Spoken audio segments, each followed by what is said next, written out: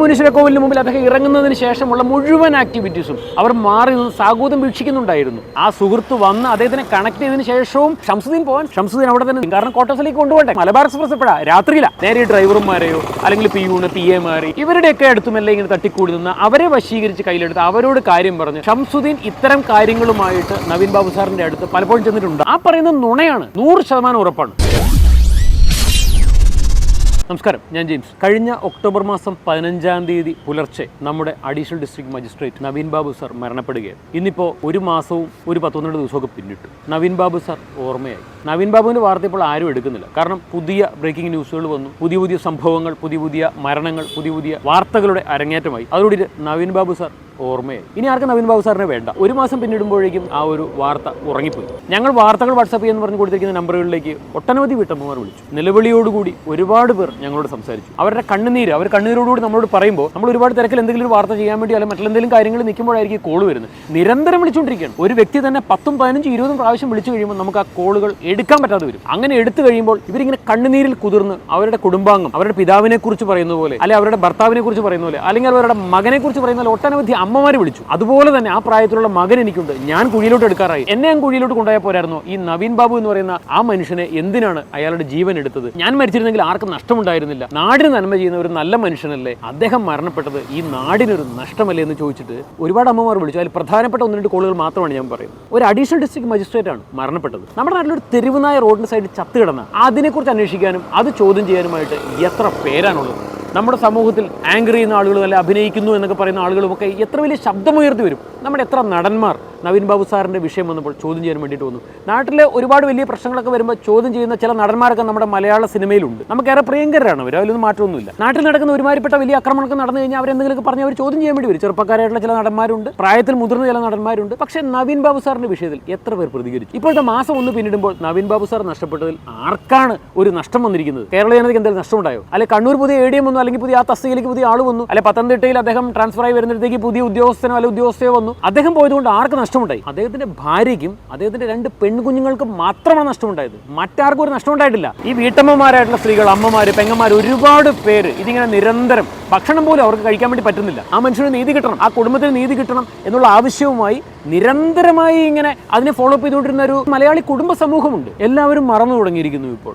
ആരൊക്കെ എത്ര ഓർത്താൽ ഈ പറഞ്ഞ ഒരു ലിമിറ്റഡ് പീരീഡ് എല്ലാവരും ഓർക്കുകയുള്ളൂ. അത് കഴിഞ്ഞ് ആ മനുഷ്യൻ മൂലം ഉണ്ടായ ഒരു വിടവ് എന്ന് പറയുന്നത് അത് എവിടെയാണ്? അത് ആ കുടുംബത്ത് മാത്രമാണ്, ആ ഭാര്യയ്ക്കും മക്കൾക്കും മാത്രമാണ്. അവരിന്നും കേസും മറ്റുള്ള കാര്യങ്ങളുമായിട്ട് മുന്നോട്ട് നീങ്ങിക്കൊണ്ടിരിക്കുകയാണ്. ഇന്നിപ്പോൾ മാധ്യമങ്ങൾക്ക് വേറെ ബ്രേക്കിംഗ് ന്യൂസ് കിട്ടി, അവർക്ക് ഇതൊന്നും നോക്കേണ്ട ആവശ്യമില്ല. അവരിനി അവരുടേതായിട്ടുള്ള തിരക്കുകളുമായിട്ട് അവരങ്ങോട്ട് പോവുകയാണ്. അവരുടെ റേറ്റിംഗ് മാത്രമാണ് അവർ നോക്കുന്നത്. നവീൻ ബാബു സാറിനെ എല്ലാവരും ഉപേക്ഷിച്ചു. മംഗലാപുരത്തു നിന്നും പുറപ്പെട്ട് തിരുവനന്തപുരത്തേക്ക് പോകുന്ന മലബാർ എക്സ്പ്രസ് രാത്രി സമയത്താണ് കണ്ണൂരെത്തുന്നത്. ആ വണ്ടിക്ക് യാത്ര ചെയ്യുവാൻ വേണ്ടിയിട്ട് മുൻകൂട്ടി ടിക്കറ്റ് എടുത്ത നവീൻ ബാബു സാർ വൈകിട്ട് 6 മണിക്ക് ശേഷം ഷംസുദ്ദീൻ എന്ന് പറയുന്ന ഡ്രൈവർ അദ്ദേഹത്തെ ഈ മുനീശ്വര കോവിലിന് മുൻപിൽ കൊണ്ടുവന്ന് വിടുകയാണ്. അന്ന് മലബാർ എക്സ്പ്രസിനാണ് ഇദ്ദേഹം പോകുന്നതെന്നുള്ളത് മറ്റാരേക്കാൾ നന്നായിട്ട് ഷംസുദ്ദീൻ അറിയാം. അങ്ങനെ റെയിൽവേ സ്റ്റേഷനിൽ കൊണ്ടുപോയി വിട്ടതിന് ശേഷം ഔദ്യോഗിക വാഹനത്തിൽ നിന്നും അദ്ദേഹം ഇറങ്ങുമ്പോൾ ഷംസുദ്ദീൻ ചോദിക്കുന്നുണ്ട് എന്നുള്ളതാണ് പറയുന്നത്.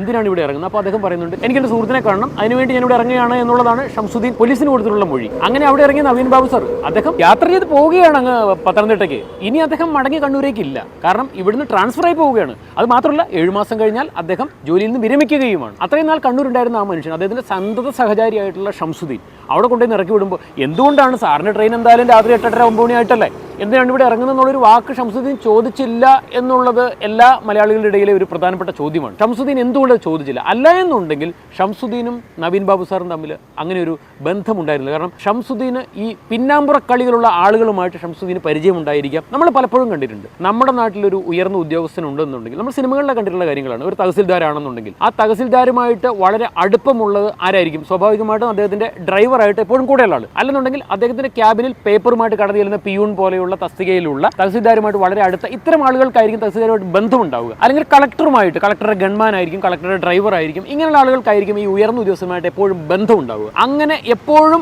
ഈ ഉദ്യോഗസ്ഥരുമായി ബന്ധമുള്ള ആളുകളെയാണ് ഈ വളഞ്ഞ വഴിയിൽ കൂടെ കാര്യം സാധിച്ചെടുക്കാൻ വേണ്ടി ഈ കളക്ടറെയോ അല്ലെങ്കിൽ ADM-നെയോ അല്ലെങ്കിൽ തഹസിൽദാരെയോ അല്ലെങ്കിൽ വില്ലേജ് ഓഫീസർ മുതലുള്ള ആളുകൾ അവരൊക്കെ നേരിട്ട് പോയി പണം കൊടുത്ത് വശീകരിക്കാനോ അല്ലെങ്കിൽ സ്വാധീനിക്കാനോ ഒക്കെ ഒരു സംശയമോ, അല്ലെങ്കിൽ ഇദ്ദേഹം ഈ പണം സ്വീകരിക്കുമോ, അല്ലെങ്കിൽ ഇദ്ദേഹം നമ്മളെ കുറ്റവാളിയാക്കി നമ്മളെ കൈക്കൂലി കൊടുത്തു എന്ന് പറഞ്ഞ് പിടിയിലാക്കി കളയുമോ, അങ്ങനെയൊക്കെയുള്ള പേടിയുള്ള ആളുകൾ ചെയ്യുന്നത് എന്താണെന്ന് വെച്ചാൽ നേരെ ഡ്രൈവർമാരെയോ അല്ലെങ്കിൽ പിയൂണ് PA ഇവരുടെയൊക്കെ അടുത്തുമല്ലേ ഇങ്ങനെ തട്ടിക്കൂടി നിന്ന് അവരെ വശീകരിച്ച് കയ്യിലെടുത്ത് അവരോട് കാര്യം പറഞ്ഞ് അവരായിരിക്കും കൂട്ടിക്കൊണ്ട് ഈ ഉദ്യോഗസ്ഥനെ അടുത്ത് പൊതുവിൽ ചെല്ലാറ് നമ്മൾ ഒരുപാട് കേസുകൾ ഇങ്ങനെയുള്ള കണ്ടിട്ടുണ്ട്. ഷംസുദ്ദീനുമായിട്ട് നവീൻ ബാബു സാറിന് എന്തെങ്കിലും അകൽച്ച ഉണ്ടായിരുന്നോ? അത് വളരെ പ്രധാനപ്പെട്ട ചോദ്യമാണ്. കാരണം ഷംസുദ്ദീൻ ഇത്തരം കാര്യങ്ങളുമായിട്ട് നവീൻ ബാബു സാറിന്റെ അടുത്ത് പലപ്പോഴും ചെന്നിട്ടുണ്ടാവാം. നവീൻ ബാബു സാർ കൈക്കൂലിയോ പാരിതോഷികങ്ങളോ ഒന്നും വാങ്ങില്ല എന്നുള്ളത് മറ്റാരേക്കാളും നന്നായിട്ട് തീർച്ചയായിട്ടും ഷംസുദ്ദീൻ ആയിരിക്കും അറിയാൻ സാധ്യത. കാരണം ആദ്യമേ തന്നെ ഇത്തരത്തിലുള്ള ആളുകളെ കൂട്ടിക്കൊണ്ട് ADMന്റെ മുമ്പിൽ ചെല്ലുമ്പോൾ ADMന്റെ ക്വാർട്ടേഴ്സിലോ അല്ലെങ്കിൽ വാഹനയാത്രക്കിടയിലോ ഒക്കെ ആയിരിക്കാം ഷംസുദ്ദീൻ അദ്ദേഹത്തിനോട് സംസാരിക്കുന്നത്. സാർ ഒരു കോള് വന്നിട്ടുണ്ട്, ഒരു മലങ്കോളാണ്, ഒരു 10-50 ലക്ഷം രൂപ തടയുന്ന കേസാണ്, അല്ലെങ്കിൽ 1 കോടി രൂപ തടയുന്ന കേസാണ്, വലിയൊരു ടീമാണ്, അവരുടെ അടുത്ത് വന്നിട്ടുണ്ട്, എന്ത് വേണമെങ്കിൽ സാറിന് തരാം,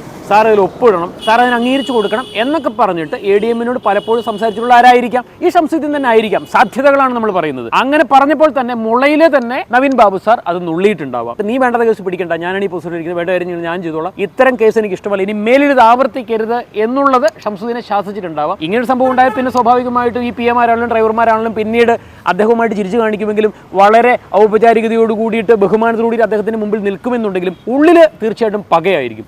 എങ്ങനെയെങ്കിലും ഇയാളെ കൊടുക്കണം, ഇയാൾ പോയി വേറൊരു ദിവസം വന്നാലല്ലേ എനിക്കും എന്തായാലും തടയുകയുള്ളൂ എന്നുള്ളൊരു മനോഭാവം സ്വാഭാവികമായിട്ട് ഈ PMമാർക്കും ഡ്രൈവർമാർക്കും ഒക്കെ ഉണ്ടാവും. അതാണ് ഇവിടെ സംഭവിച്ചിരിക്കുന്നത് എന്നുള്ളത് നമ്മളേറെ സംശയിക്കേണ്ടിയിരിക്കുന്നു. കാരണം ഒടുക്കലത്തെ യാത്രയാണ്, അദ്ദേഹം പോവുകയാണ്, നാട്ടിലേക്ക് പോകുകയാണ്, ഇനി അദ്ദേഹം ഈ കണ്ണൂരേക്ക് ഇല്ല. അപ്പോൾ സ്വാഭാവികമായിട്ടും ഡ്രൈവർ ഷംസുദ്ദീൻ എന്തായിരിക്കും ചെയ്യാൻ സാധ്യത? അദ്ദേഹത്തിനോടൊപ്പം ഇറങ്ങി അദ്ദേഹത്തിന്റെ ബാഗൊക്കെ എടുത്ത് അവിടെ ഇറക്കി വെച്ച് കൊടുത്ത് അദ്ദേഹത്തിന്റെ ഒപ്പം നിന്ന് സംസാരിച്ച് അദ്ദേഹത്തിന് സുഹൃത്ത് വരുന്നുണ്ടെങ്കിൽ ആ സുഹൃത്ത് വന്ന് അദ്ദേഹത്തിനെ കണക്ട് ചെയ്തതിന് ശേഷവും ഷംസുദ്ദീൻ പോകാൻ സാധ്യതയില്ല. ഷംസുദ്ദീൻ അവിടെ തന്നെ നിൽക്കും. കാരണം ക്വാർട്ടേഴ്സിലേക്ക് കൊണ്ടുപോകണ്ടേ. കാരണം മലബാർ എക്സ്പ്രസ് എപ്പോഴാണ്? രാത്രിയില്ല. മുനീശ്വര കോവിൽ ഇദ്ദേഹം ഇറങ്ങിയിരിക്കുന്നത് എപ്പോഴാണ്? വൈകിട്ട് 6 മണിക്ക് ശേഷമാണ്. ഈ 8:30-9 മണി വരെ അദ്ദേഹത്തിന് എന്തായാലും ഈ മുനീശ്വര കോവിലിന് മുമ്പ് നിൽക്കാൻ സാധിക്കില്ലല്ലോ, അത്രയും നീണ്ടുപോകില്ലല്ലോ. അപ്പോൾ ഔദ്യോഗിക വാഹനവുമായി തീർച്ചയായിട്ടും ഈ ഷംസുദ്ദീനോട് വെയിറ്റ് ചെയ്യാം. പക്ഷേ ഷംസുദ്ദീനോട് വെയിറ്റ് ചെയ്യല്ല ചെയ്തത്. അധികമൊന്നും ഈ ADM നവീൻ ബാബു സാറോട് സംസാരിക്കാതെ വളരെ പെട്ടെന്ന് അയാൾ മെല്ലെ വാഹനമെടുത്തുകൊണ്ട് പോവുകയാണ് ചെയ്തത്. ഇതിൽ എന്തൊക്കെയോ മറകൾ ഒളിഞ്ഞിരിപ്പുണ്ട് എന്നുള്ളത് തീർച്ചയായിട്ടും നമുക്ക് സംശയിക്കാം. നവീൻ ബാബു സാറിനെ മുനീശ്വരൻ കോവിലിന് മുമ്പിൽ ഇറക്കി വിട്ടതിന് ശേഷം ഒരു പക്ഷേ ഷംസുദ്ദീൻ വാഹനവുമായി അവിടെ നിന്ന് മടങ്ങി ഒരുപാട് ദൂരം പോയിട്ടുണ്ടാവില്ല.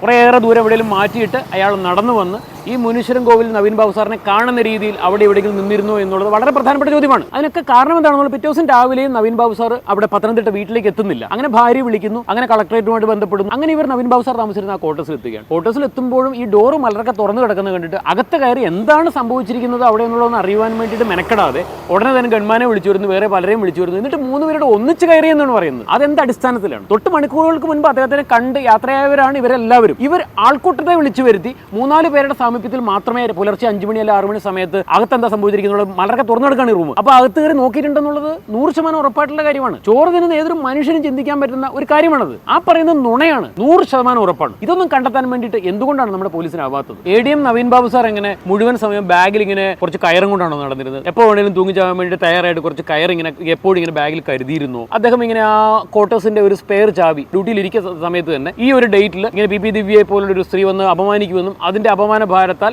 രാത്രി ഡ്യൂപ്ലിക്കേറ്റ് ചാവിയിട്ട് ക്വാർട്ടേഴ്സ് തുറന്ന് അകത്ത് കയറി ആത്മഹത്യ ചെയ്യാൻ വേണ്ടിയിട്ട് ഇതൊക്കെ ആലോചിക്കുമ്പോഴേ നമുക്കറിയാം ഇതൊന്നും പരസ്പരം അങ്ങോട്ട് കൂട്ടി വായിക്കാൻ വേണ്ടി പറ്റുന്നില്ല. ADM നവീൻ ബാബു മുനീശ്വര കോവിലിന് മുമ്പിൽ ഇറങ്ങിയതിന് ശേഷം അവിടെ നിന്നും അദ്ദേഹം കൃത്യമായിട്ടുള്ള ആളുകൾ ആരൊക്കെയാണ് അദ്ദേഹത്തെ നോട്ട് ചെയ്യുന്നുള്ളത്? ഒന്നെങ്കിൽ അദ്ദേഹത്തെ അറിയുന്ന ആളുകളാണ് അവിടെ വന്നതെന്നുള്ളത് പലരും പറയുന്നുണ്ട്. അല്ല എന്നുണ്ടെങ്കിൽ അദ്ദേഹത്തെ അറിയാത്തൊരു വ്യക്തി. അവിടെ നിന്നും അദ്ദേഹത്തിന്റെ നീക്കം മുഴുവൻ കൺട്രോൾ ചെയ്യപ്പെടുകയായിരുന്നു. അദ്ദേഹത്തെ ട്രാപ്പിലാക്കുവാൻ ആര് ശ്രമിച്ചുവോ അവർ കൃത്യമായ ദൂരത്തിൽ ഈ മുനീശ്വര കോവിലിന് മുമ്പിൽ അദ്ദേഹം ഇറങ്ങുന്നതിന് ശേഷമുള്ള മുഴുവൻ ആക്ടിവിറ്റീസും അവർ മാറി നിന്ന് സാഗൂതം വീക്ഷിക്കുന്നുണ്ടായിരുന്നു. പിന്നീടുള്ള വളരെ പ്രധാനപ്പെട്ട കാര്യം, മാതൃഭൂമി പോലെയുള്ള ഒരു ദിനപത്രം അവർ വാർത്ത പുറത്തുവിട്ടത് ഇങ്ങനെയായിരുന്നു: നവീൻ ബാബു സാർ അവിടെ വന്ന് ഇറങ്ങി, ശേഷം അദ്ദേഹം ഒരു ഓട്ടോ എടുത്ത് ക്വാർട്ടേഴ്സിലേക്ക് പോയി.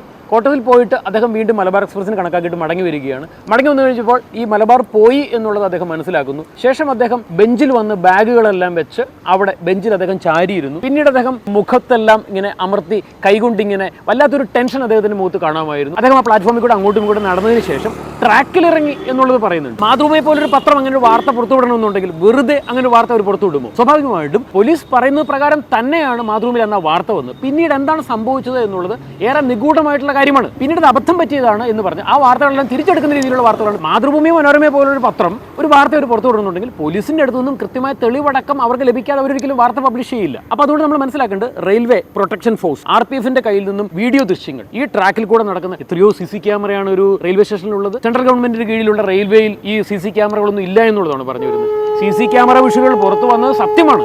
ആ വിഷ്വലുകളുടെ അടിസ്ഥാനത്തിൽ തന്നെയാണ് വാർത്തകൾ പുറത്തു വന്നത്. പോലീസിന്റെ ആവശ്യപ്രകാരം പോലീസിന് RPF ആ വിഷ്വൽ കൊടുത്തു. ആ വിഷ്വലുകൾ കണ്ട പോലീസാണ് പത്രത്തെ വിവരം അറിയിക്കുന്നതും പത്രം ഈ വാർത്ത പുറത്തുവിടുന്നത്. അങ്ങനെ നോക്കുകയാണെങ്കിൽ ADM നവീൻ ബാബു സാർ ഈ റെയിൽവേ ട്രാക്കിൽ കൂടെ കുറച്ചേറെ സമയം നടക്കുകയും ബെഞ്ചിലിരിക്കുകയും സോഷ്യൽ മീഡിയ ചെക്ക് ചെയ്യുകയും ഒക്കെ ചെയ്യുന്നതിന്റെ വിഷ്വലുകൾ കണ്ടു എന്ന് പറഞ്ഞ് കൃത്യമായ വാർത്തകളാണെന്ന് പുറത്തു വന്നത്. ശരിക്കും പറഞ്ഞ ഇത്തരം കാര്യങ്ങൾ ചിന്തിക്കുമ്പോൾ തന്നെ നമ്മുടെ മനസ്സിൽ എന്തൊക്കെ ഒരു പേടി തോന്നുകയാണ്. കാരണം കൃത്യമായ ഒളിവും മറയും ഉണ്ടായിരുന്നു. ഈ വിഷയങ്ങളൊന്നും പുറത്തു പോകരുത് എന്ന് വിചാരിക്കുന്ന വലിയൊരു ഗ്യാങ് പ്രവർത്തിച്ചിരുന്നു എന്നുള്ളതിന് തെളിവുകളാണ് ഇതൊക്കെ. ഭാര്യ മഞ്ജുഷ പറയുന്നുണ്ട് നവീൻ ബാബു സാറിനെ തലേദിവസം വിളിച്ച കാര്യങ്ങൾ. അത് വളരെ കൃത്യമായിട്ടാണ് മഞ്ജുഷ പറയുന്നത്. നവീൻ ബാബു സാറുമായിട്ട് കാര്യങ്ങൾ സംസാരിച്ചു, അദ്ദേഹം എന്തൊക്കെ പ്രശ്നങ്ങൾ ഉണ്ട് എന്നുള്ളത് മഞ്ജുഷയോട് പറയുന്നു. അങ്ങനെ മഞ്ജുഷ നവീൻ ബാബു സാറിനെ ആശ്വസിപ്പിക്കുന്നുണ്ട്. ശേഷം രാവിലെ ചെങ്ങന്നൂർ റെയിൽവേ സ്റ്റേഷനിൽ എത്തുന്ന ഭർത്താവിനെ കൂട്ടുവാൻ വേണ്ടിയിട്ട് മക്കളും മൊത്തം റെയിൽവേ സ്റ്റേഷനിലേക്ക് പോവുകയാണ്. അപ്പോൾ ഇത്രയും കാര്യങ്ങൾ ഉറപ്പാക്കുന്നുണ്ട്. അപ്പം അദ്ദേഹം യാത്ര തുടങ്ങി എന്നുള്ളതാണ് ഭാര്യ മഞ്ജുഷയോട് പറയുന്നത്. ഇതിനകത്ത് എന്തൊക്കെയോ ദുരൂഹതകൾ ഉണ്ട് എന്നുള്ളത് നമുക്ക് മനസ്സിലാക്കാൻ പറ്റുന്ന കാര്യമാണ്. അദ്ദേഹം ട്രെയിനിലാണ് എന്നുള്ളതാണ് പറയുന്നത്. പലരും പറഞ്ഞിരുന്നു കണ്ണൂർ വിട്ട് തലശ്ശേരിയോ മറ്റേതോ ഒരു റെയിൽവേ സ്റ്റേഷനിൽ അദ്ദേഹം ഇറങ്ങി അദ്ദേഹത്തെ ഇറക്കിക്കൊണ്ട് പോയതാണ്. ആരൊക്കെ അദ്ദേഹത്തിന് കൂടെ ഉണ്ടായിരുന്നു, അദ്ദേഹം ട്രെയിൻ യാത്ര തുടങ്ങിയിരുന്നു എന്നുള്ളത് മഞ്ജുഷയോട് പറയുന്ന വിശ്വസനീയമായ കാര്യമാണ്. അങ്ങനെ എന്നുണ്ടെങ്കിൽ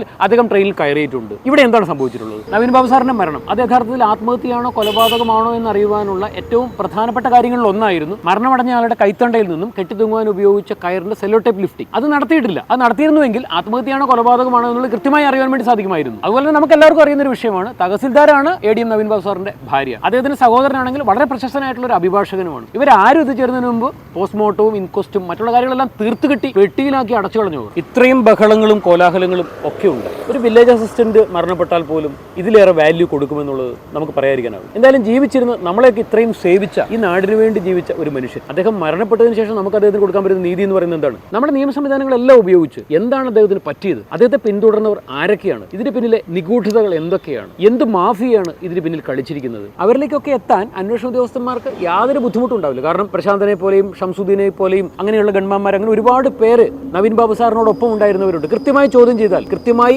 ഏത് മാഫിയാണ് ഇതിന് പിന്നിൽ കളിച്ചത്, ആരാണ് നവീൻ ബാബു സാറിനെ തീർത്ത് കിട്ടിയതെന്നുള്ളത് നിഷ്പ്രയാസം പുറത്തു കൊണ്ടുവരാൻ വേണ്ടി സാധിക്കും. നാടിനെ സേവിച്ചൊരു മനുഷ്യൻ ജീവിച്ചിരിക്കുമ്പോൾ അദ്ദേഹത്തിന് നല്ലത് കൊടുക്കാൻ വേണ്ടി സാധിച്ചില്ലെങ്കിൽ അദ്ദേഹത്തിന്റെ ആത്മാവിനെങ്കിലും നീതി ലഭിക്കണ്ടേ? അദ്ദേഹത്തിന്റെ 2 പെൺകുഞ്ഞുങ്ങൾ, അദ്ദേഹത്തിന്റെ ഭാര്യ, തീർച്ചയായിട്ടും അവർക്ക് നീതി കിട്ടണ്ടേ? ഇത്രയും കാലങ്ങളായിട്ട് മലയാളികൾ ഇതുപോലെ കരഞ്ഞ ഒരു സംഭവം ഉണ്ടായിട്ടില്ല. ഒരുപാട് കുടുംബിനികളായിട്ടുള്ള സ്ത്രീകൾ കരഞ്ഞ് കലങ്ങിയ കണ്ണുകളുമായി അത്താഴം കഴിക്കാതെ കിടന്നുറങ്ങിയ എത്ര കുടുംബങ്ങൾ, എത്ര വീട്ടമ്മമാരുണ്ട്. അവരുടെ കണ്ണുനീരിന് അവരുടെ പ്രാർത്ഥനയ്ക്ക് ഫലം കാണണ്ടേ?